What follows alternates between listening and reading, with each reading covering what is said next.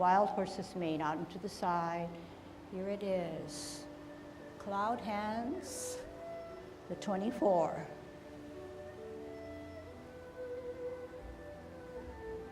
First rotation, second rotation. Two things happen. 3 o'clock, two things happen. Third rotation. Last rotation, hook the back hand, step out on an L, single whip. Okay, we may get to this lesson, this movement.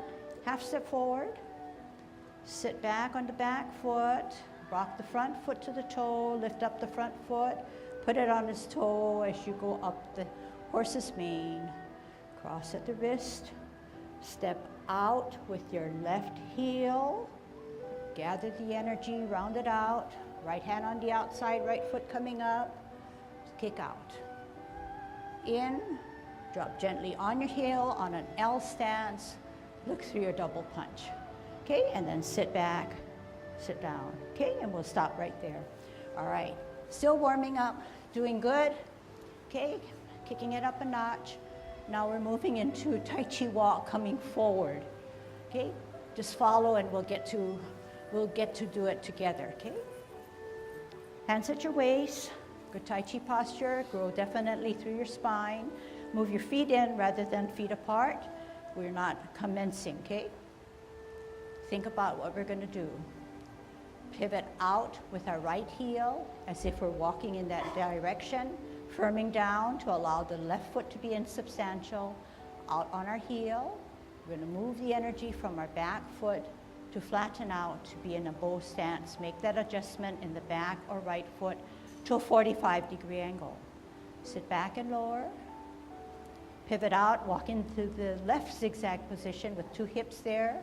Out on a heel, move the energy to flatten down from a L stance to a bow stance. Sit back, sit down, walk in the next zigzag position, shift your weight, L, rotate the hips, firm down, bow stance. Sit back and lower, pivot out, walk into this zigzag position, set out your heel, turn your hips and waist, flatten down, bow stance. Here we go. Sit down, sit back. Left hand on the bottom, right hand on the top, left hand ready to go to match your left foot, part the wild horse's mane. Sit back, sit down, pivot out. Out on the right heel, bottom hand advances to match your right foot. Sit down, sit back, pivot out. Hold your ball for better balance. Move that ball, left hand, left foot. Final parting of the wild horse's mane, get a good stretch. Half step forward, hold your ball. Spin your ball as you want your right hand coming up. Set up your hand to the left, point it down. White crane spreads its wings. Drop your front foot as you bisect, coming to your dantian, swirl back, lift up the front, as you brush your knee, use your hips and waist. Sit back, lower, pivot out, spiral up, spiral forward and down, brush knee. Sit back, twist, parallel, out, down, forward. Final. Half step. Sit back, as if you're steering that wheel, rock to the front, set it on its heel. Repulsing of the monkey. Drop the front foot, center the front hand as you glance at the back hand that's higher. Lift up, ear, toe, heel, meet in the center, repulse of the monkey 1. Center, glance, lift up, ear, toe, heel, repulse of the monkey 2. Center, glance, lift up, repulse of the monkey 3. Final one, don't forget the modification.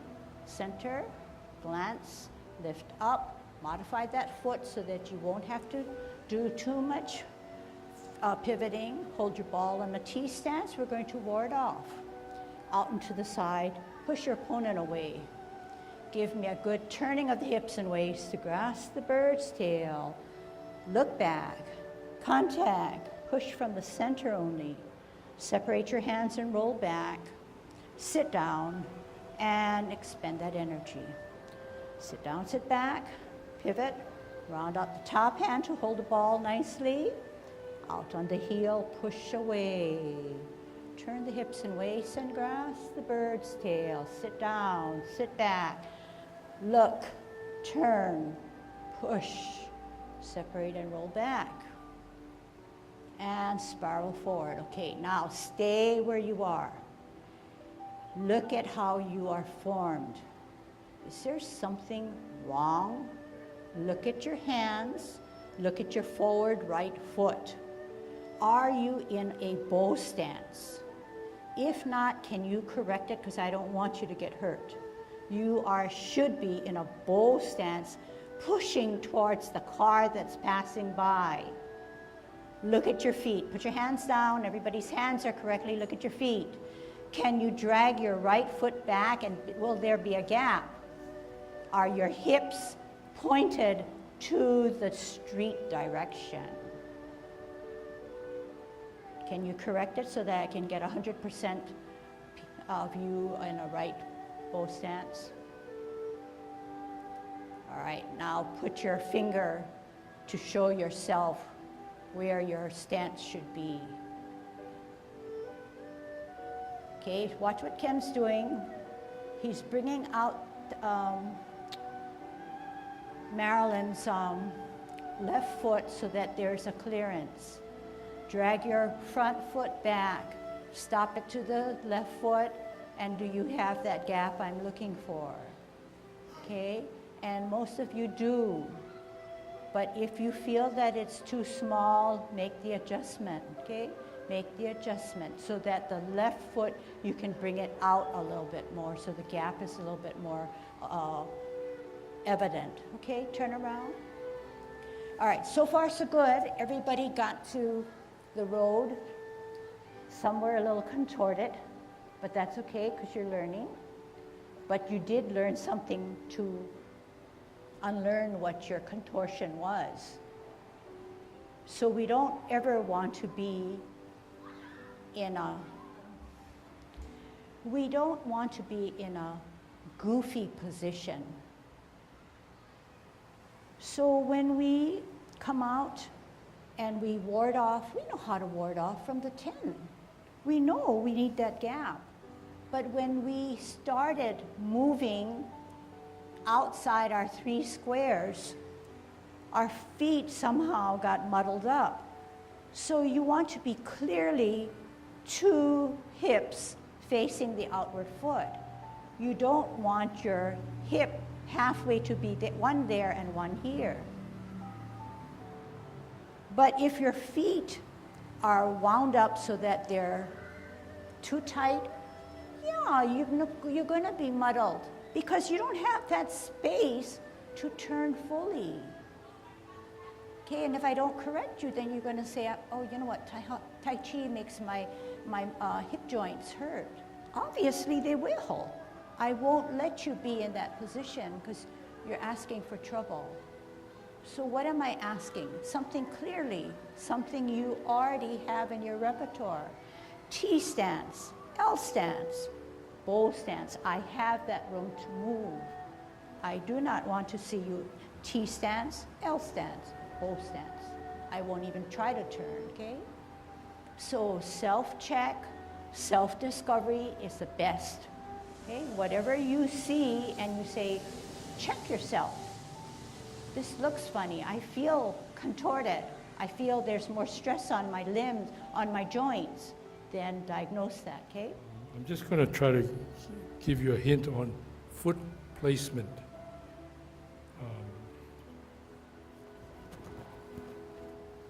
The bow step is wide enough, one straight, 145 degrees. Okay, this is where you end up. So when you 45, you don't have to come straight out here, okay? To help yourself, sometimes if you're you're here, sit back, out, turn your waist, and then you set your foot, and your foot is not straight down yet. Your foot is someplace between 45 and 90. But ultimately, when you shift your weight, it's okay to rotate your heel and drop down. Then when you end up, one here. Otherwise, some people will feel they come from this position, they come out, and they got to come up here. And they said, how can I turn this and I still come out here? Okay? Here, turn. You still can do that. Okay? Oh, yeah, I think probably that helps you a little bit better. So you turn your hips, and yet when you put your foot down, you put it in the right place. Okay? And that's just a little hint. We're leading up to something that I debated about whether covering today. It's kind of deep, but I think I will, because what Ken just presented hinges on what this is all about, okay? And some of you are ready for it. Some of you said, why, if I don't teach it today, you may say, well, you know what?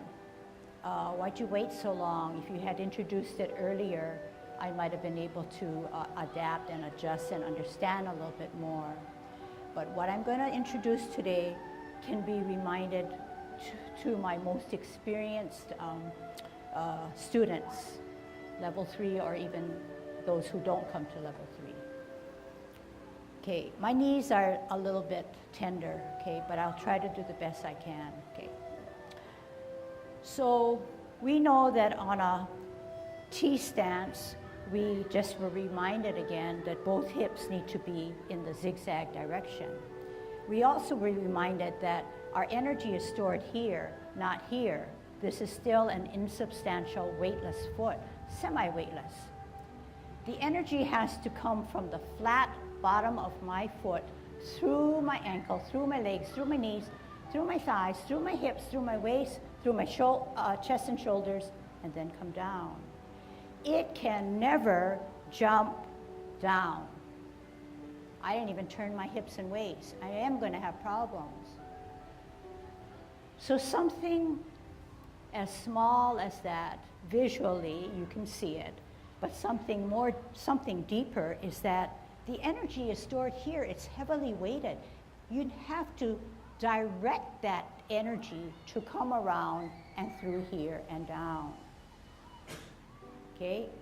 Everybody agree, right?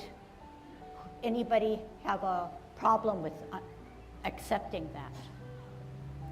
Okay, so we are on the premise that you mentally can understand and follow what I just said. Perhaps in the execution, there is some a loophole, okay? But you got to get it down, okay? Got to get it down so that mental mind has to work for you to get your physical being correct, okay?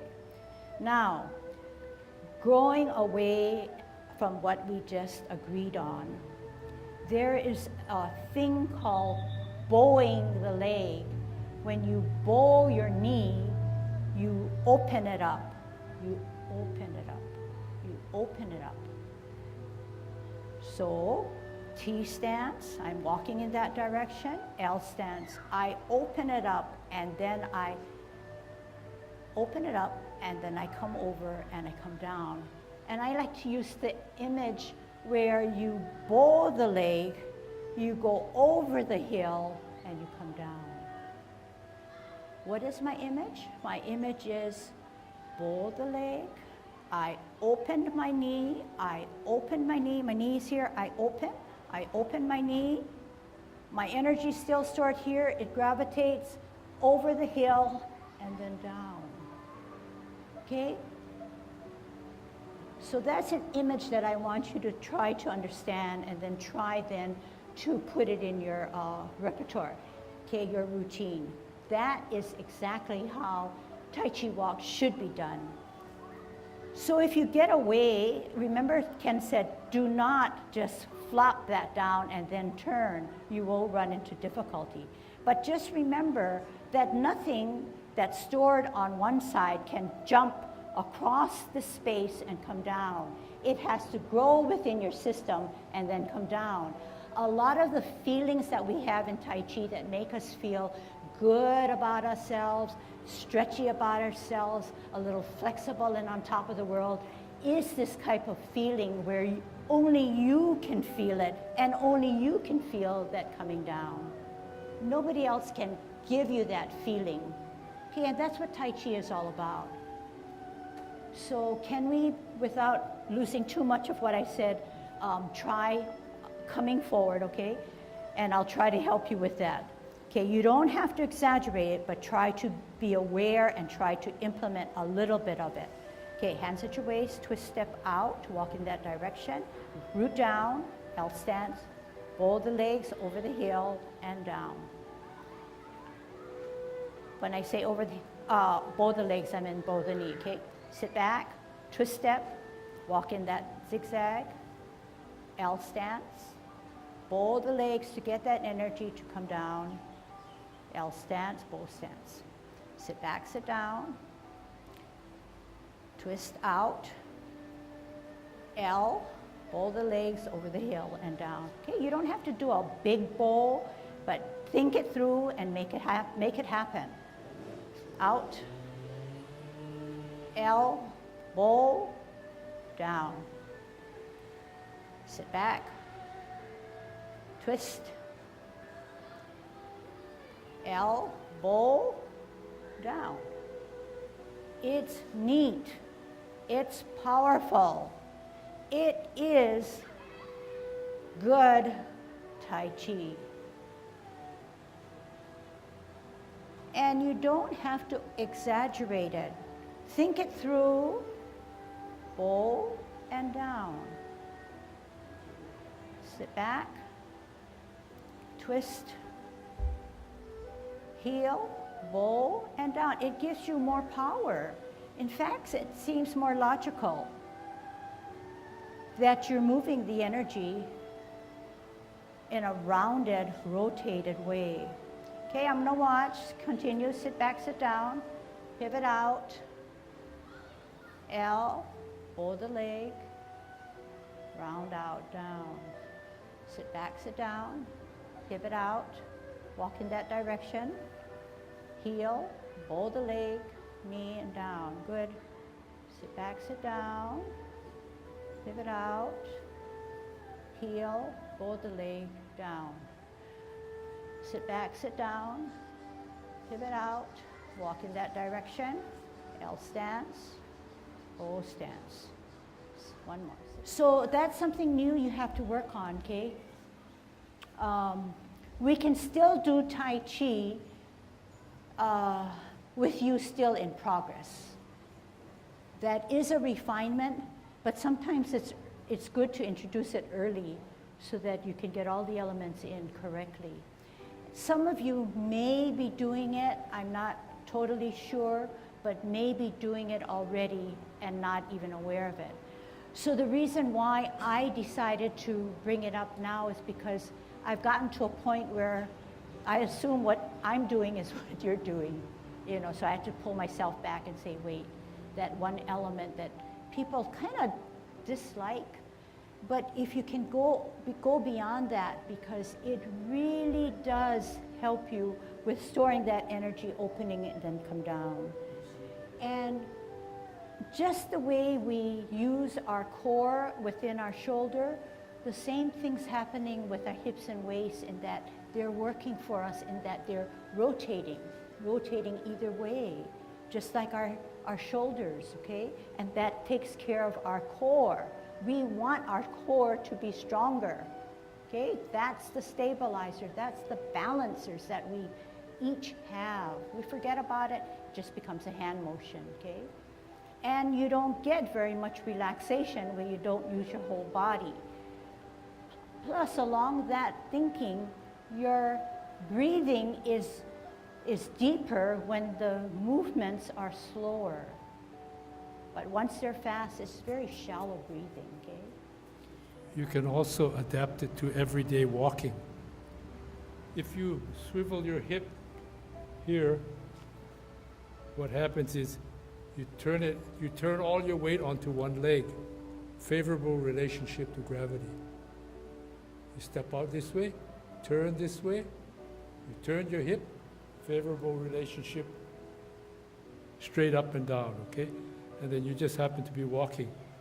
Turn your hips, drop your weight. That's Tai Chi walk in your everyday life, basically. Shifting weight, assuming the most optimum relationship to gravity, which is straight up with good support all the way through the whole system. But it requires turning your hips. Otherwise that's not turning the hips versus shift weight, shift weight, shift weight, shift weight. You just think in your mind. And today I was just thinking, what are we going to tell you? You're at the point where you should be thinking about not just following the teacher, but exploring in your own body, not necessarily only at this practice session. Sometimes in your leisure, you just say, geez, I'm just doing some of these things. What is my body doing when I go through this choreographed script?